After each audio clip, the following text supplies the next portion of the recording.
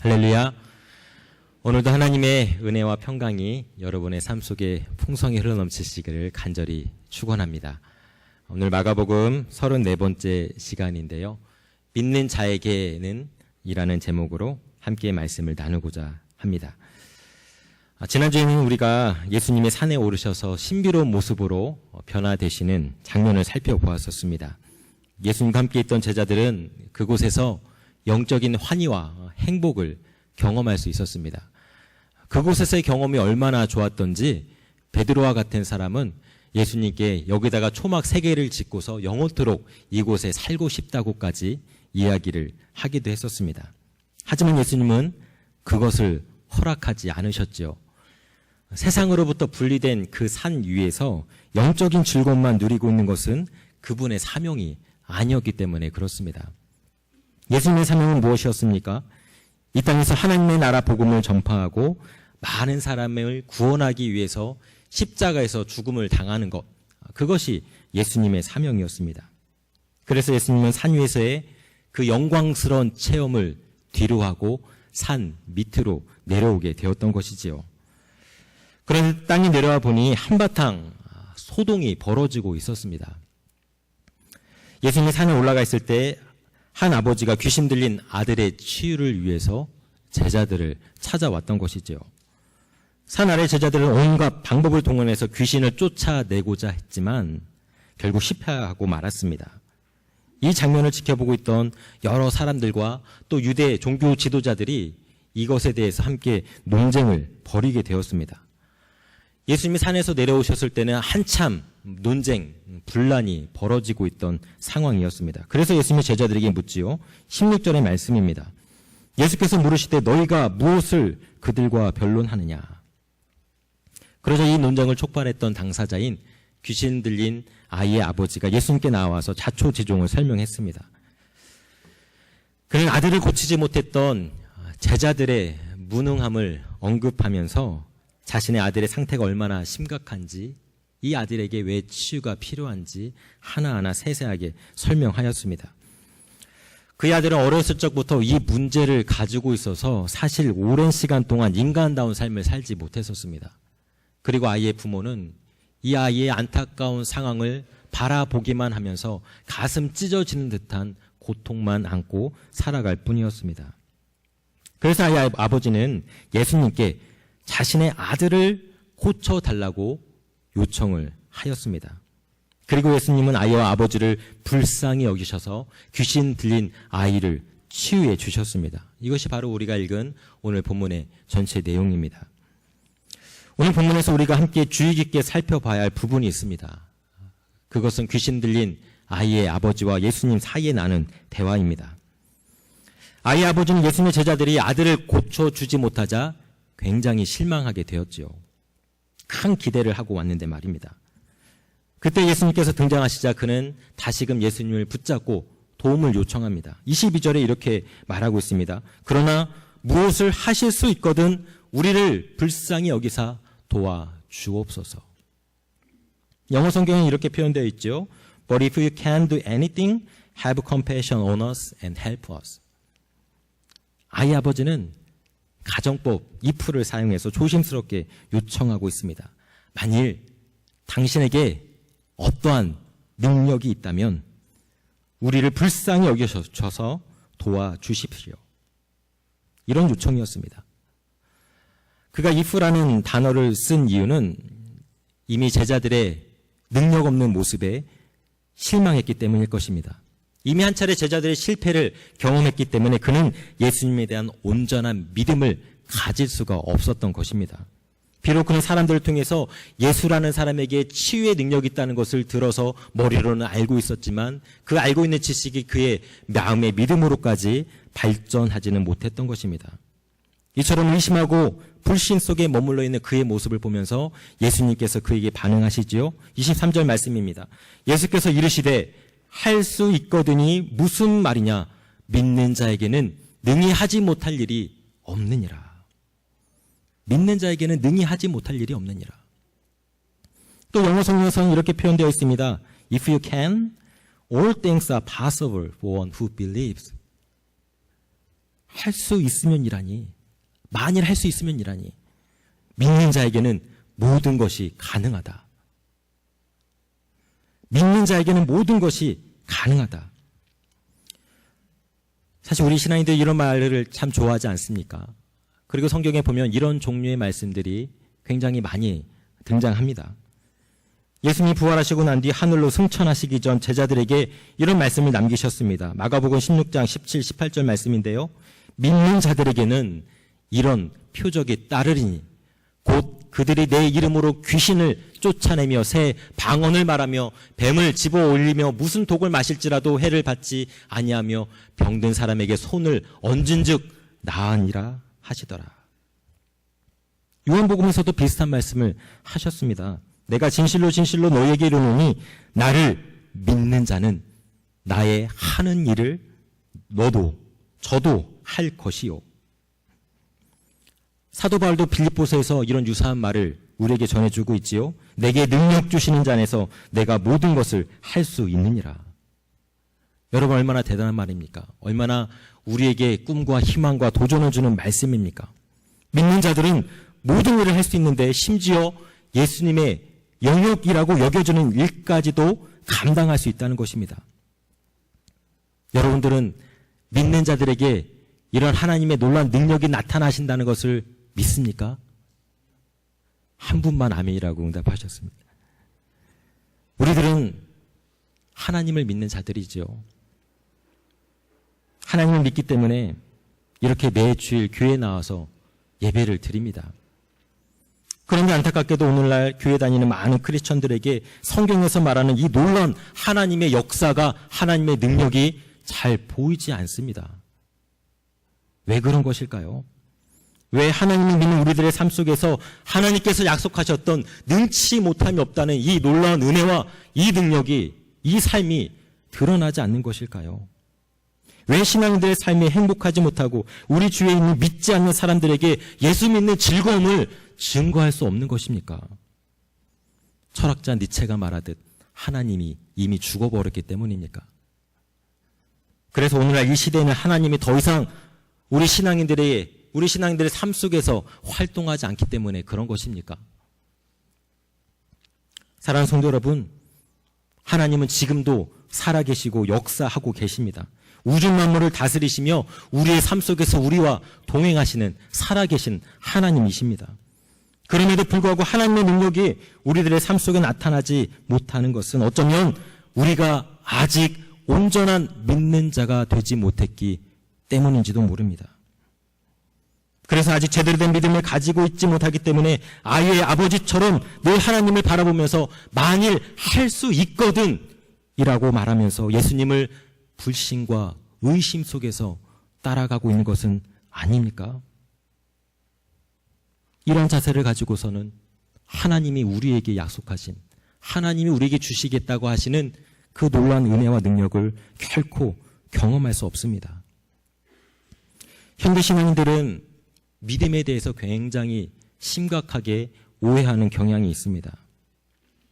그래서 믿음 아닌 것을 믿음이라고 생각하면서 신앙생활을 합니다. 내가 교회 다니고 있고 주일 예배 참석하고 가끔 기도도 하고 성경도 읽고 하나님을 알고 있고 예수님을 믿는다고 입술로 고백하기만 하면 믿는 자, 신앙인이 된다라고 그렇게 여기고 있지요. 그래서 종교란에 나는 기독교인입니다라고 해당하는 날에 동그라미를 치면서 나의 정체성을 그렇게 드러내고자 합니다. 하지만 믿는 자가 되는 것은 그렇게 간단한 문제는 아닙니다. 교회 나오는 사람은 두 부류로 구분할 수 있는데요. 교인과 신앙인으로 구분해 볼 수 있습니다. 교인은 교회에 출석하는 사람입니다. 교회에 속한 멤버로서 자신에게 주어진 교인으로서의 역할을 감당하는 사람입니다. 하지만 교인이라고 해서 저절로 믿는 자가 되는 것은 아닙니다. 예수님도 말씀하셨지요. 나더러 주여 주여 하는 자가 다 구원받아 천국에 가는 것은 아니라고 말입니다. 그렇다면 믿는 자, 신앙인은 누구입니까? 교회 나올 뿐만 아니라 하나님을 나의 삶의 주인으로 모시고 살아가는 사람입니다. 그는 하나님께 속한 하나님 나라의 멤버로서 하나님께 자신의 삶을 내어드린 하나님만 철저히 믿고 의지하고 신뢰하는 사람입니다. 그렇기 때문에 교인은 하나님과의 참된 교제도 없이 교회에 나올 수 있습니다. 하지만 믿는 자는 하나님과 인격적인 만남과 교제를 나누는 것이 그의 존재 이유라는 것을 잘 알고 있는 사람이지요. 사랑하는 여러분, 여러분 어떻습니까? 여러분 믿는 자입니까? 아니면 단순한 교인입니까? 교인은 교회 안에 있을 때만 교인이지 교회를 떠나서는 하나님과 상관없는 세상 사람이 되어버리곤 합니다. 왜냐하면 교회 안에서만 하나님을 부르짖을 뿐이지 세상에서는 내 마음과 내 뜻대로 내가 내 삶의 주인으로서 살아가기 때문이지요. 하지만 믿는 자, 신앙인은 그렇지 않습니다. 교회에 있을 때나 세상에 나가서나 그의 삶의 주인은 언제나 하나님 아버지이십니다. 사랑하는 여러분, 하나님은 우리가 단순히 교회만 오고 가는 교인이 아니라 하나님을 내 인생의 주인으로 삼고 그분만 의지하면서 그분을 나의 삶의 주인으로 믿고 섬기고 헌신하는 참된 신앙인, 믿는 자가 되기를 원하십니다. 미국과 캐나다 국경 사이에 거대한 나야가라 폭포가 있지 않습니까? 혹시 나야가라 폭포를 방문한 적이 있는 분 계십니까? 폭포에서 떨어지는 그 어마어마한 양의 물, 그 소리, 그 모습을 보면 정말 장관입니다. 그 모습에 압도되지 않는 사람 한 사람도 없습니다. 이 폭포와 관련된 일화가 참으로 많이 있는데요. 1859년에 프랑스인 찰스 브론딘이라는 고개사가 세계 최초로 외줄 타기를 해서 이 나야가라 폭포를 건넌 적이 있습니다. 그는 무려 지상으로부터 48m 높이에 위치한 곳에 900m가 넘는 로프를 설치했습니다. 그리고 약 18kg 정도 되는 길다랗고 무거운 장대를 손에 들고서 이 로프를 한 발짝 두 발짝 걸어갔습니다. 이 장면을 보기 위해서 수많은 사람들이 이곳에 몰려들었었습니다. 사람들은 그가 한 발 한 발 내딜 때마다 그가 떨어지지는 않을까 걱정하며 염려하며 아주 집중해서 그의 한 걸음 한 걸음을 살펴보았습니다. 다행히도 그는 아무 사고 없이 이 로프를 무사히 잘 건널 수가 있었습니다. 하지만 이것은 시작에 불과했습니다. 이번에는 그는 중심을 잡아주던 장대를 내던져 버리고 맨손으로 이 로프를 건너기 시작했습니다. 맨손으로도 그는 너끈히 해냈고요. 심지어 뒤로 걸어가기도 성공했고 안대로 눈을 가리고 건너기도 성공하였습니다. 이렇게 다양한 방법으로 자유자재로 나야가라 폭포 위를 걸어가는 그의 모습을 보면서 수많은 관중들이 박수와 우레와 같은 환호성을 보내었습니다. 브론딘이 한바탕 이런 공연을 마치고 나서 사람들에게 물었습니다.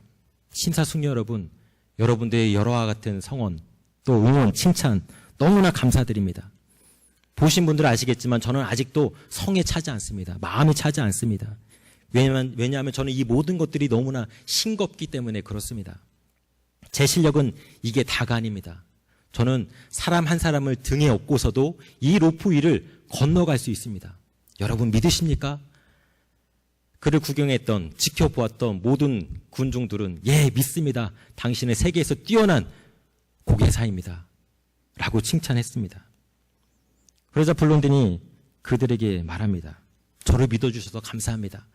그럼 여러분 중에 한 사람이 제 등 뒤로 올라타십시오. 여러분들이라면 어떻게 할 것 같습니까? 그토록 믿는다라고 외치고 환호하고 칭찬했던 사람들이 순간 정적이 흘렀습니다. 아무도 대답을 하지 못하고 어느 누구도 그와 눈을 마주치려고 하지 않았습니다. 그는 실망해가지고 그 군중 속에 있는 어느 한 사람을 향해서 물어보았습니다. 당신도 나를 믿지 못하겠습니까? 그 사람은 대답합니다. 아니요, 나는 믿습니다. 당신 등 뒤에 올라타겠습니다. 그 사람은 이 블론딘의 오랜 친구였고 매니저이기도 했던 해리라는 사람입니다. 헤레는 저렇게 블론딘의 등 뒤에 올라서 함께 폭포 위를 무사히 안전하게 건너갔습니다. 이 이야기는 믿음의 본질은 말이 아니라 행동이라고 하는 것을 우리에게 가르쳐 줍니다. 사랑하는 성도 여러분, 많은 이들이 마치 이 군중과 같은 태도로 하나님을 대하는 경우가 참 많이 있습니다. 하나님이 우주 만물을 지으셨다는 것도 잘 알고 있고, 나를 만드셨다는 것도 잘 알고 있고, 그분 안에 참된 진리가 있다는 것도 이야기하고 있고, 그리고 그분 안에 구원과 영생이 있다는 것도 알고 있습니다. 그래서 마치 블론딘의 공연을 보고 그를 믿는다고 외쳤던 대중들처럼 우리 역시 하나님을 대단하다고, 위대하다고 그분을 찬양하며 그분을 믿는다라고 소리 높여 열렬하게 고백하기도 합니다. 하지만 정작 그 하나님께 나의 모든 삶을 내어 드리려고 하면 우리는 머뭇거립니다. 내 삶의 주인의 자리를 내어 드리지 못합니다. 하나님을 여전히 온전히 믿고 신뢰하지 못하고, 눈에 보이는 세상의 것들을 갈망하고 그것들을 믿고 따르려 하기 때문에 그런 것이지요. 안타깝지만 이것이 우리들의 모습입니다. 여러분, 지적인 동의나 입으로 고백하는 것, 그것이 믿음이 아닙니다. 나를 움직일 수 없는 것은 결코 믿음이라고 할 수 없습니다. 믿음은, 참된 믿음은 나를 움직이게 만듭니다. 참된 믿음은 고개사의 등 뒤에 올라서 그에게 내 모든 삶과 생명을 맡겨드리는 것이지요. 그렇기 때문에 믿음은 때로 엄청난 용기와 결단이 필요로 합니다. 하지만 그렇게 용기와 결단을 가지고 믿는다라고 고백할 때 하나님이 주시는 놀라운 능력과 은혜를 비로소 경험하게 되는 것입니다. 여러분, 그렇다면 우리가 어떻게 해야지 진정으로 믿는 자가 될 수 있을까요? 그동안 살펴본 마가복음에서 예수님의 능력을 경험했던 수많은 믿음의 사람들의 이야기를 우리가 잘 알고 있습니다. 로마 백부장 야이로는 자신의 딸이 죽을 병에 걸렸을 때 예수님께 찾아왔습니다. 그리고 그는 예수님께 이렇게 부탁하지요. 야이로라는 이가 와서 예수를 보고 발 아래 엎드리어 간곡히 구하여 이르되 내 어린 딸이 죽게 되었사오니 오셔서 그 위에 손을 얹으사 그로 구원을 받아 살게 하소서. 야이로는 자신의 자아를 철저히 내려놓았습니다. 인생에 닥친 위기 속에서 그는 예수님 앞에 무릎을 꿇고 내 모든 힘과 노력을 중단하고 오직 예수님만 바라보았습니다. 그렇게 할 때 그분의 치유의 능력을 그는 경험하게 됩니다. 예수님이 이방 지역인 두루에 가서 만난 수로보니게 여인은 어떻습니까? 예수님이 그 여인에게 이렇게 말씀하셨지요. 예수께서 이르시되 자녀로 먼저 배불리 먹게 할지니 자녀의 떡을 채워 개들에게 던짐이 마땅치 아니하니라. 여자가 대답하여 이르되 주여 올소이다마는 상 아래 개들도 아이들이 먹던 부스러기를 먹나이다. 그녀는 이방인을 개라고 지칭하는 예수님의 폭언에 자신의 자존심을 내세우지 않았습니다. 자신의 자아를 다 내려놓았습니다. 자신의 자아를 깨뜨렸습니다. 그리고 예수님만 전적으로 믿고 의지하기로 결단을 내린 것이죠. 그렇게 할 때 어떤 일이 벌어집니까? 그의 딸이 치유받는 은혜의 역사가 일어나지 않았습니까? 백부장과 수로보니게 여인의 모습에서 살펴볼 수 있듯 믿는 자는 내가 죽고 예수로 살아가는 사람입니다. 여전히 나를 내세우고 나의 자아를 내세우고 나의 감정을 내세우고 내가 삶의 주인으로 노릇하는 것이 아니라 오직 예수가 내 삶의 주인이 될 수 있도록 그분을 높여드리는 것, 그것이 바로 믿는 자의 삶인 것이지요. 그래서 사도 바울은 우리에게 이렇게 고백하고 있습니다. 내가 그리스도와 함께 십자가에 못 박혔나니 그런즉 이제는 내가 산 것이 아니에요. 오직 내 안에 그리스도께서 사는 것이라. 여러분이 우리가 성경에서 마땅히 믿는 자에게 주시겠다고 하는 그 풍성한 삶을 누리지 못하고 있는지 아시겠습니까? 왜 나의 삶 속에서 기도가 응답되지 않고 왜 나의 삶 속에서 신앙생활의 기쁨과 즐거움과 행복을 느끼지 못하고 성령 충만함의 은혜 속에 머물지 못하는지 아시겠습니까? 예수님의 능력은 아무에게나 그냥 기계적으로 수학 공식처럼 내려오는 것이 아닙니다. 오직 예수님과 깊은 관계 속에서 그분을 믿고 신뢰하는 사람에게 성경에서 약속한 능력이 나타나게 되는 것이죠. 그렇기 때문에 믿음은 단순히 기독교의 진리를 머리로 알고 있다고 해서, 입술로 고백한다고 해서 얻어지는 것이 아닙니다. 믿음은 내 삶 전체를 주님께 내던질 때 얻어지는 것이지요. 그리고 그렇게 믿는 자만이 하나님의 능력과 은혜 속에 머무는 삶을 살아갈 수가 있습니다. 혹시 우리들 가운데 아무리 기도해도 응답해 주지 않는 하나님 때문에 하나님께 푸념하고 실망하고 원망의 외침을 하고 있는 분이 있습니까?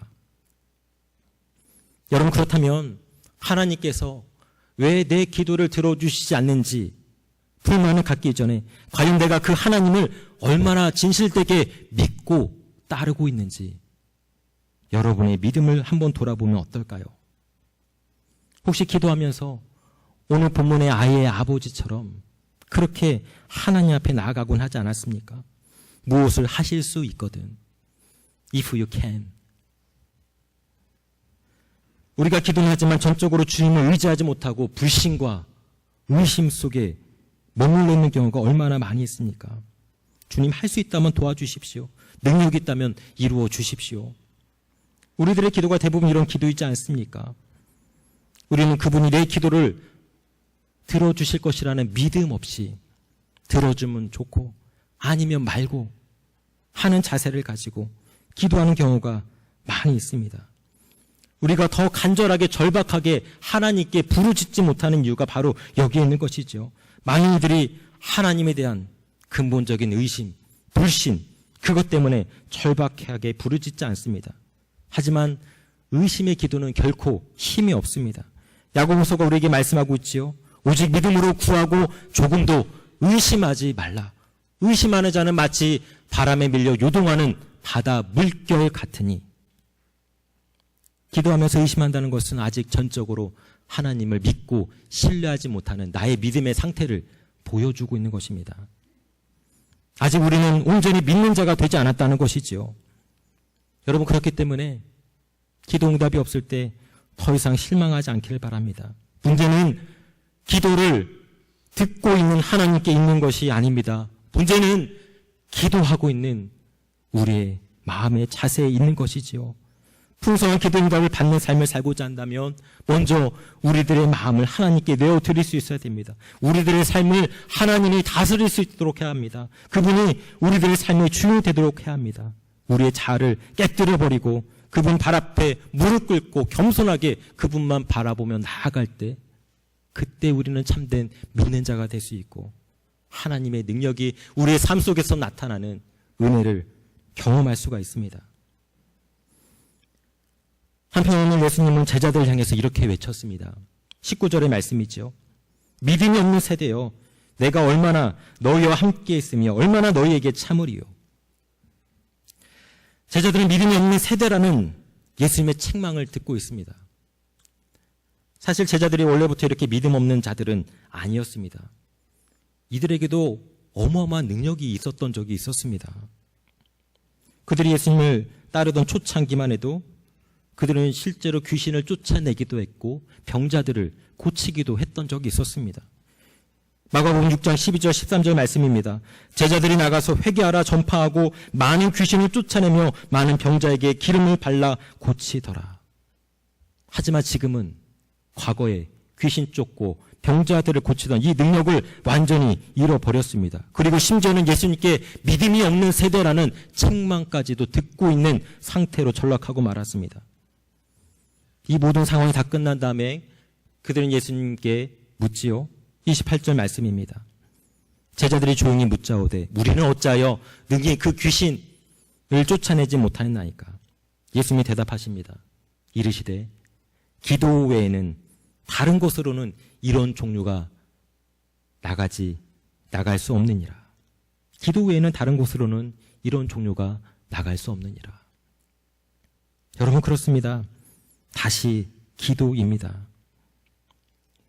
이전에는 제법 놀라운 영적인 능력을 소유했던 제자들이었습니다. 그런데 시간이 지나면서 지속적으로 믿음이 성장하고 성숙해 가는 것이 아니라 오히려 믿음이 퇴보하고 있습니다. 그것은 어쩌면 그들이 기도라고 하는 신앙의 기본기를 잃었기 때문인지도 모릅니다. 제자들은 과거에 자신들이 귀신을 쫓아내 보았던 경험, 병자들을 치유해 보았던 그 경험 때문에 오히려 자신의 신앙에 대해서 교만해졌던 겁니다. 그들은 하나님의 도움을 구하지 않고 자신의 경험만 의지해서 귀신을 쫓아내 보려고 했었던 겁니다. 그들은 과거의 성공에 도취되었고 과거의 영적인 경험에 자만해져서 더 이상 하나님께 기도하지 않고 하나님께 부르짖지 않고 하나님의 도움을 구하지 않고 충분히 믿는 자로서 삶을 살아가는 것이 가능하다고 여겼던 것이지요. 결과는 대실패로 드러났습니다. 여러분, 과거에 큰 은혜를 받았다고 해서 우리의 영적인 상태, 믿음의 상태가 그 은혜 받은 상태를 계속해서 유지할 수 있는 것이 아닙니다. 과거의 은혜는 그 당시 나에게 필요한 은혜였고 지금 내가 살아가는 이 삶의 자리에서는 또 다른 하나님의 은혜가 필요한 것이지요. 과거의 삶에 묶여있는 사람은 그때 좋았던 기억, 추억 속에 머무르면서 현재 내가 집중해야 될 것, 현재 내가 구해야 될 것을 구하지 못하고 제대로 보지 못하는 경향이 있습니다. 그래서 기도하지 않아도 과거에 내가 받았던 은혜가 여전히 지금까지 저절로 이어진다라고 잘못 착각하면서 그렇게 살아가는 것입니다. 여러분, 그렇지 않습니다. 과거는 과거이고 현재는 현재입니다.